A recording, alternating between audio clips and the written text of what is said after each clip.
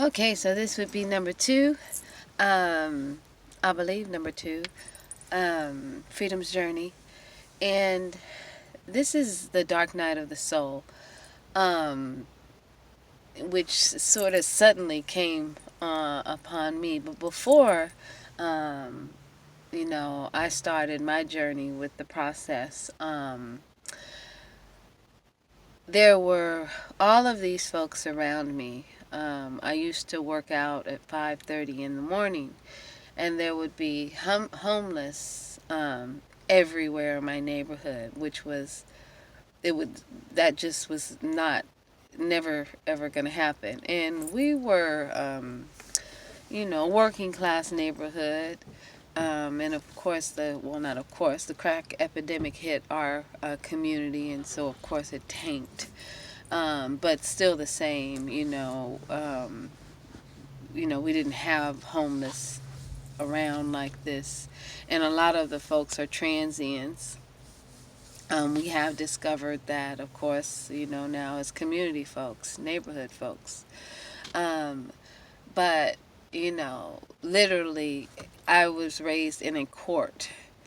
And one day I came outside, and I moved back to the court. One day I came outside, and there was a woman, about 75-year-old woman, sleeping in the middle of the court on the lawn. It was actually in the afternoon, like she was at the park. And so she had to walk on. I've actually seen her walking into the neighborhood, into the court, but I thought she was going over somebody's house, or I don't know. But she would just go and sit there on the grass. And then I discovered they were everywhere. And at 5:30 in the morning, I mean, we go to this community center, and they'd be sleeping at the gates, and just people were, not they, people were, up under benches. I talked about this in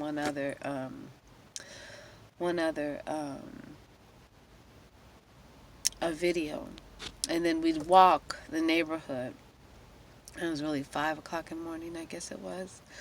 And when we first started, and so we'd see people sleeping in cars, and so we would, stop and talk to some and see how we could help, but just just a shock. Excuse me, to my system, because it was all brand new. But homeless folks were everywhere, right in our face. One morning we heard a man screaming at the gate, and we went out, and he was screaming for us to call the ambulance, because he needed to get to the hospital. Something with his his oh, his bag, and I'm sorry, word is not coming. When I do that, but he needed to get to the hospital right away, and he was really hungry.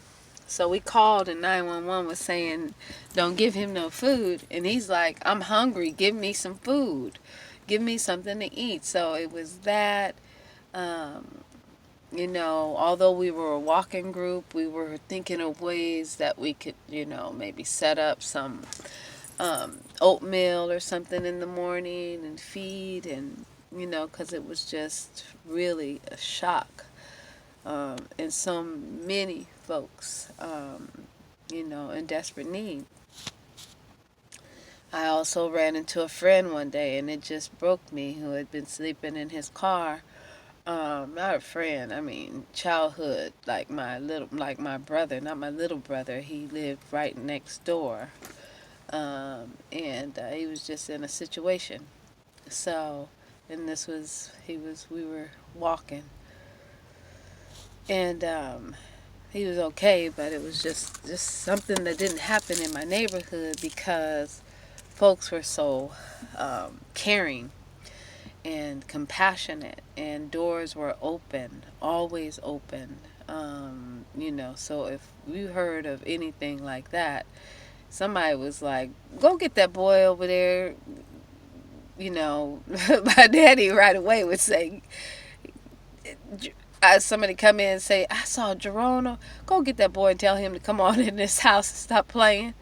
Boy, what's wrong with you?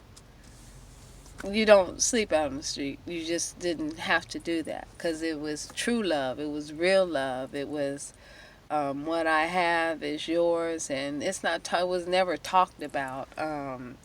It was, hey, we all fall down, and I'm here to help you get up. And it was sincere, and you didn't need to talk about it. My nanny wasn't talking and telling everybody that she was helping. She wasn't talking about his situation. And that's just how folks were. The door was opened, and if the person wanted to tell you their business about what they're doing, then they tell you. But it was wisdom. It was wisdom, and wisdom ran the neighborhood. So it was all well. We just didn't see that. So anyway, um, I was seeing that, of course, all around me, and then a couple of things happened that was like, whoa. One, I got received a phone call, and there was a homeless little girl, teenage. Well, she wasn't a little girl; she was a young woman, and she was attending a high school. And someone asked if I would be, if I could take her in for a little bit, because she was in between stages and she was trying to graduate. She was at an adult ed, trying to get her high school diploma so she can go on to college and that sort of thing. And then uh, ironically, this was after my father had passed away. She was a little girl that I didn't know very well because I had moved away. But her family had moved into our court, and it was actually her aunt and uncle, and she had 3 sisters or so. And they moved in with their mother and father were, absent, and I think they were living with their grandmother. And the grandmother and the 3 little girls moved into their uncle and aunt's house in the court. And so, she was living there. I had gone away, but she was living in the house that my father passed away in. So when I saw her, I was like, oh my God. So I brought her into my home, and my situation was tanking. My financial situation was really, really tanking at that point. So but I watched her, I talked to her a lot, and so it was, homeless situation, young woman. It was real close and real personal. And, but I remember it being surreal. There was something about it I knew God was doing something. And my daughter said the same thing. It was something that couldn't put our hands on it, but it was something close. And then another time, and these are just moments. I mean, there were several moments of where I was getting close with situations and circumstances of folks who, who were without shelter. And this other time, it wasn't necessarily shelter, but it was hard times. This brother came up to me, and he might have been he may have been driving a Beamer. I can't remember at this point. He just reminded me of a friend, so much so. And my friend drove a Beamer, and he had hard time. He came down on this hard time, and it hit him hard, and he reminded me so much of him. But I was at the tank. It was during my time. I probably even had the young woman who was homeless living at my house. My father had passed away, and so I was in my struggle. But I remember this brother coming up to me, and it was the oddest feeling that I've ever had, ever. Someone asking me for help, because he didn't look the part, he didn't feel the part. There was nothing about him that said he needed $5. And he asked me if I could, I'm sorry, because, ooh,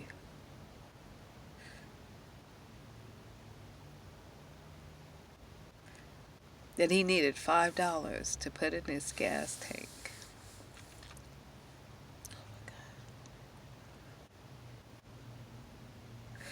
And I was putting gas in my tank, but I didn't have any cash. And I remember telling him, I said, I'm so sorry. I don't have anything, you know. I wish I could help. And I said, I'm so sorry, because I could tell that it took a lot for him to come up and ask me. And, my car, and that's why I think he had a Beamer too. Because I drive a Mercedes, but it's just a car. It's a car. Oh, excuse me. Wasn't expecting that, but I'm going to keep it going because this is real. But I felt him. And I felt it was a lot for him. So I hated the fact that I could not give him and that he had to walk away with my no. I've now discovered, like, in the moment, whatever it is, like, now it's like, go in, what can I do? And so what I would have done was, I was putting $15 in my tank, and I had to, I'm running it. I would have stopped it, should have stopped it, and allowed him to pull his car over and put $5 in there. And that's staying in that moment. Even since then, recently, I had a situation where this guy was sitting out in the ice cold. It was just at the point of the weather change, but it was cold, and I could tell he had been up all night. So he didn't have the money to go into Starbucks, but he could have, because Starbucks is like that. People go in there, and but he, just sat outside, watching his stuff on his TV, the internet, and then he was sleeping, as well. And but cold, and so I was sitting in my car, and I didn't have any money, but I was like, man, I wish I had some money to get us some coffee, to get, us some coffee. But to get him coffee so he could go inside. I just wanted a cup of coffee. That was cool. In my car, I was just chilling in my car. That's what I was doing. And even if he didn't want to go inside, just to be warm. And I had to ask myself this, because I recalled the moment that I was putting the money in my tank. I mean, getting gas for myself, and the gentleman walked over and asked me for $5 so he could get gas. And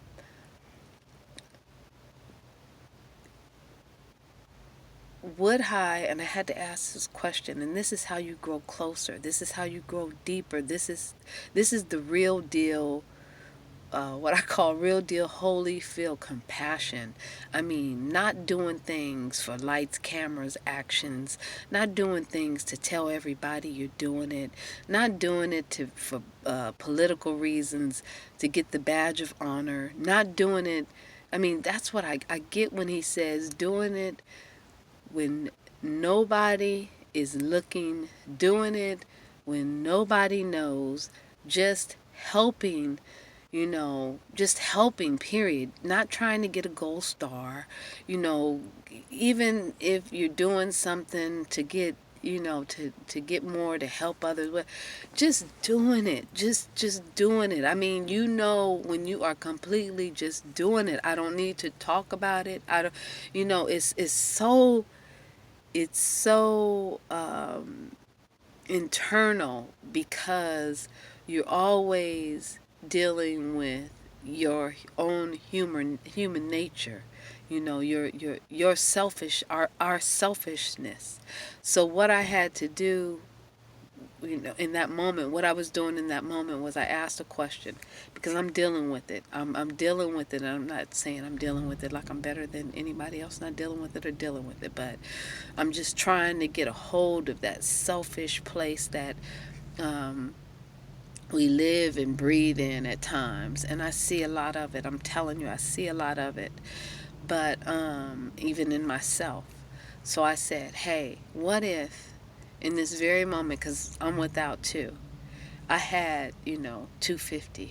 I want a cup of coffee bad, and I pull up and I see this guy sitting out there.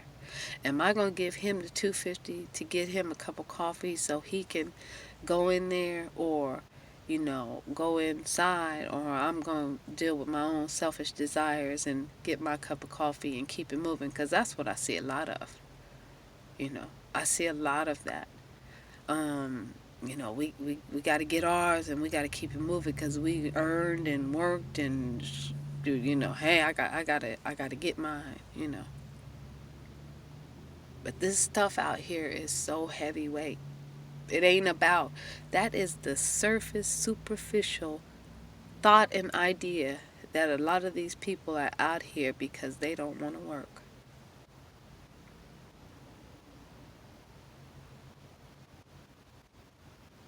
That's so superficial. It's so superficial.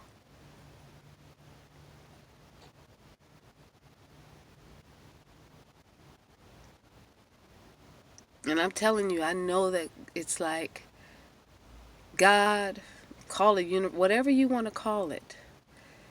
There is testing times. And I know God has gifted me with this thing that before I was hearing these suddenlies. And not that they're over, suddenlies are happening. But there's also this, it's like a testing time. It is. We're going through fires, and we're even tested with, how are pure, how good, how real. I shouldn't say pure, but how real we are. So you real with it, you playing this thing. So there was another time when I had this moment. I had $15 in my hand, and I'm running to get gas, and I'm on my way to the tank, and a young woman, same incident, but this is my last money. This is all I got. And a little young woman, she's my daughter's age. She comes out with this big old truck, big old bruiser. She got off the freeway. She said, "My dad is ahead of me. Oh my God, I'm trying to catch up. It's about to fall apart. If she's moving or something, and she just needs $5." I just get $5. Do you have, $5? I immediately handed it to her because I said, "Baby, I'm sorry. This is all I got." To just, I wanted to give her more, but it was all I had. And so I gave her, what she asked for. And I thought about the guy who, the brother that, actually, that's what happened. I put my $10 in, and she had asked me, and there it is. I was sitting there with my $5. I could go get me a snack. And she asked for my $5. But see, I already been tested with the brother who came up to me, and it was like, man, I should have said, "Come on in here. I'm going to stop my tank. Hold it so you can then come in and pull your car in and get." Here it was. It was like, "Here, baby. I wish I can give you more." So those are the tests that, I know I'm living, and it's not about me sitting up thinking about what the lifestyle is. I just the other day took $2 around the corner to this little guy, my last $2 to this little guy, and he got a pipe on it. I'm like, "Oh man, you doing that?" And I already handed my $2. He goes, "Yeah, but I'm okay." I'm going, "You are okay. You're absolutely, completely beautiful. I don't want you to look up one day and be so mad at yourself." We had this conversation, but it shocked me. He goes, "Yeah, I'm okay." No, he was freezing cold early in the morning. He's smoking pipe. So, you got levels of it, of why folks are out here, but that ain't my business. It's not my business at all. To pray. And I prayed for him. So this is leading up to my story, Freedom's Journey. But this is before my dark night of the soul, and of course moments that have occurred while it's happening. Weighing my heart, checking my heart, cleaning my heart, So here I am. I really didn't plan on going 20 minutes. I may have to retape this, but excuse me.